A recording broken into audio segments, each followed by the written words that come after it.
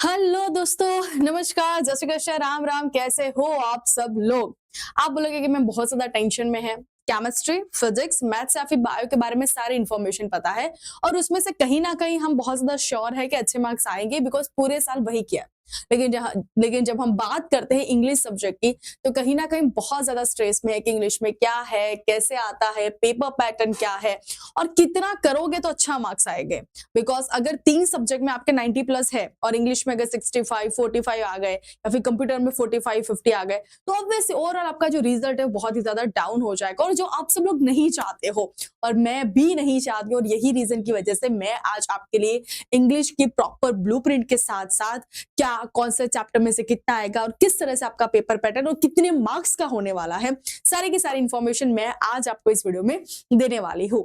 आज का जो वीडियो है वो आपके लिए most most most most most important होने वाला है बिकॉज इस सब्जेक्ट के बारे में डेफिनेटली अभी तक आपको कुछ भी नहीं पता नहीं होगा। तो चलो शुरू करते हैं आज इस वीडियो की। मेरा नाम है भूमि पटेला, सबका स्वागत है आपकी और हमारी प्यारी यूट्यूब चैनल प्रियशिक ज्ञानपीठ पे। वीडियो को लाइक करना और अपने सभी दोस्तों के साथ शेयर जरूर करिएगा। सी, ये जो मैं ब्लूप्रिंट बताने वाली हूँ वो साइंस स्ट्रीम के बच्चों के लिए है, इंग्लिश मीडियम के जीएसईबी वाले बच्चे के लिए। ओके, और यही सेम पेपर कॉमर्स वाले बच्चों का भी आता है। सेम पेपर मतलब सेम पेपर पैटर्न या फिर सेम उनके चैप्टर्स होते हैं वो सेम होते हैं। चलो शुरू करते हैं। सबसे पहले दोस्तों ध्यान से आराम से मेरी बात को सुनना। ओके, आपका होगा पार्ट ए और पार्ट बी, 2 सेक्शन में आपका पेपर डिवाइड होता है, वो आप सबको पता है। पार्ट ए जो सेक्शन होता है वो आपका एमसीक्यू सेक्शन होता है जिसमें 50 एमसीक्यू आते हैं और पार्ट बी में आपका अलग टाइप ऑफ लिटरेचर और वो सारी चीजें आएगी।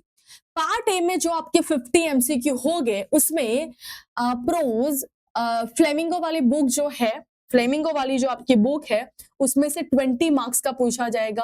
पोइट्री जो है जो आपकी फ्लेमिंगो बुक में ही आती है मतलब पोम, वो 12 मार्क्स की पूछी जाएगी। सप्लीमेंट्री जो बुक है आपके विजिटर्स उसमें 5 मार्क्स का आएगा और ग्रामर और लैंग्वेज के रिलेटेड 13 मार्क्स के क्वेश्चन आएंगे। एंड सेकंड मोस्ट इंपॉर्टेंट चीज जो मुझे आपको बतानी है कि आप सबको पता होगा कि इस बार इंग्लिश में, बहुत सारे लोगों को नहीं पता होगा, इस बार इंग्लिश में आपका भगवत गीता करके एक अलग से सब्जेक्ट ऐड किया गया है, उसमें से भी एमसीक्यू आ सकते हैं और उसमें से एमसीक्यू आएंगे 2 या फिर 3। तो आपको जो भगवत गीता का एक कुछ पैम्फलेट छोटा सा दिया गया होगा वो भी प्रिपेयर करके जाना है।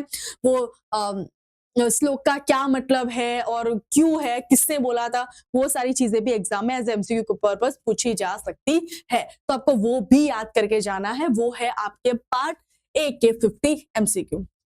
हम बात करते हैं पार्ट बी की, तो सबसे पहले आपके फ्लेमिंगो बुक में से क्वेश्चंस का आंसर आएंगे टेक्सचर्स, उसमें से टोटल आपको 5 क्वेश्चन दिए होंगे, उसमें से 3 करने हैं, 6 मार्क्स के आएंगे। Very easy. ये बहुत अच्छी पेपर पैटर्न आपके लिए इसीलिए है कि ऐसा नहीं कि एक क्वेश्चन और उसी में ही और में एक क्वेश्चन, ताकि अगर आपको दोनों को अगर ना आए तो आपके मार्क्स वहां पे चले जाएंगे। लेकिन यहाँ पे क्या होता है कि आपको टोटल 5 क्वेश्चन दिए जाते हैं और उसमें से टोटल आपको 3 अटेम्प्ट करने है। 2 मार्क्स के हो गए, 2 इंटू 3 आपके 6 मार्क हो गए। सेकंड हम बात करते हैं पोएट्री, जहां पे क्या होगा आपको एक स्टांजा दिया गया होगा और स्टांजा में से आपको उसके क्वेश्चन आंसर निकालने हैं, वो जो 2 मार्क्स के आएंगे, 1-1 मार्क्स का होगा। दूसरा है पोएट्री के क्वेश्चंस आएंगे जो 4 आउट ऑफ 6, 4 इंटू 2 8 मार्क्स के हो जाएंगे। एंड सप्लीमेंट्री जो है वो दो आएंगे, 2 इंटू 2 4 मार्क्स के। ये सारे के सारे, ये 1 मार्क्स का है, ये 2 मार्क्स का है और ये भी 2 मार्क्स का है। मुझे अगर देखे जाए तो सबसे ज्यादा मुझे लगता है मुझे पोएट्री पे ज्यादा फोकस करना पड़ेगा। एक तो पोएट्री वैसे भी छोटी होती है और याद रखना भी इजी होता है। जस्ट सिंपल एट दैट की समरी याद करो, काम आपका खत्म हो जाएगा।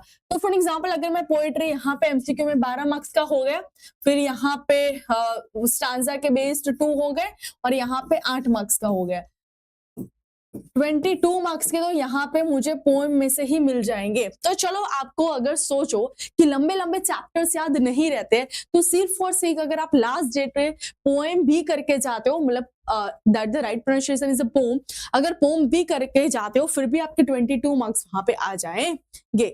सप्लीमेंट्री की अगर हम बात करें तो सप्लीमेंट्री के यहाँ पे 5 मार्क्स हो गए, फिर यहाँ के 4 मार्क्स हो गए, 9 मार्क्स का। ओके, और अगर फ्लेमिंगो बुक का प्रोज मतलब मेन चैप्टर्स की बात करें तो यहाँ पे 20 मार्क्स का हो गया और यहाँ पे 6 मार्क का हो गया, तो टोटल आपका 26 मार्क के आ जाएंगे प्रोज वाले। सेक्शन सी, सेक्शन डी और सेक्शन ई की मैं बात करूं तो रेक्टिफिकेशन ऑफ एरर में क्या आएगा, आपके ही बुक में से कोई भी चैप्टर्स आएगा, वो चैप्टर्स के से चैप्टर में से ही एक पूरा पैराग्राफ लिया गया होगा और वो पैराग्राफ में कुछ एरर होगी, वो आपको सही करनी है एरर और करेक्शन के तौर पे। इडियम्स एंड फ्रेजेस जो आपके बुक के ही आएंगे और डायरेक्ट इनडायरेक्ट स्पीच जो आपका बुक का ही एक पैराग्राफ आएगा जो आपको कन्वर्ट करना होगा डायरेक्ट टू इनडायरेक्ट में। उसके बाद क्या है सेक्शन डी, डेटा इंटरप्रिटेशन क्या हो सकता है। डेटा इंटरप्रिटेशन का मतलब होता है आपको अगर फॉर एग्जांपल कोई टेबल दिया हो, कोई चार्ट दिया हो, कोई बार चार्ट दिया हो, तो बस आपको इसको डिस्क्राइब करना है कि इसमें से इतने हैं, इसका इतना, इसका इतना है और अगर ओवरऑल इतना कंक्लूजन ये निकलता है। या फिर रिफ्रेज, अगर आपको पोम दी गई है बड़ी सी, उसकी समरी लिखनी है, रिफ्रेज करना है अपने हिसाब से।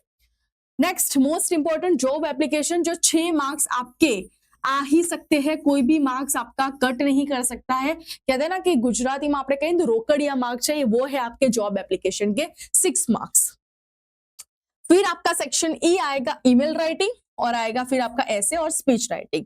दोनों में से मैम हम क्या लिखे, देखो स्मार्ट मूव ये है कि ऐसे जो है वो आपको 2.5 पेज का जितना लिखना पड़ेगा अगर 6 मार्क्स आए तो।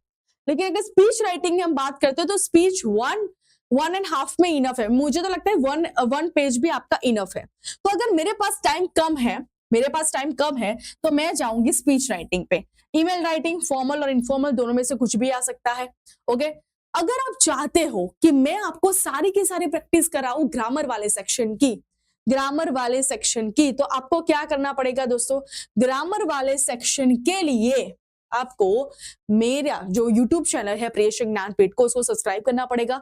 और यहाँ पे इस वीडियो के नीचे मुझे 100+ कमेंट्स चाहिए, 100+ कमेंट्स चाहिए। और आपके इंग्लिश के पेपर के वक्त तक अगर आप चाहते हो कि मैं आपके लेक्चर्स लूं इंग्लिश के, जहां पे बहुत सारी डिटेल्स इंफॉर्मेशन पढ़ा लूं, तो आपका सपोर्ट और प्यार मुझे इस चैनल पे चाहिए। ऐसा नहीं कि मैं लाइव लूं आपके लिए, 2-3 लोगों के कमेंट्स आए और लाइव में सिर्फ 2 ही लोग हैं, तो ऑब्वियसली मेरा भी मोरल कम हो जाएगा कि यार बच्चे को ही पढ़ने में इंटरेस्ट नहीं है तो मैं क्यों इतना ज्यादा एफर्ट लगा रही हूँ। तो प्लीज मुझे भी आपसे कुछ एफर्ट दिखना चाहिए कि हाँ भैया बच्चों को इंग्लिश सीखना है।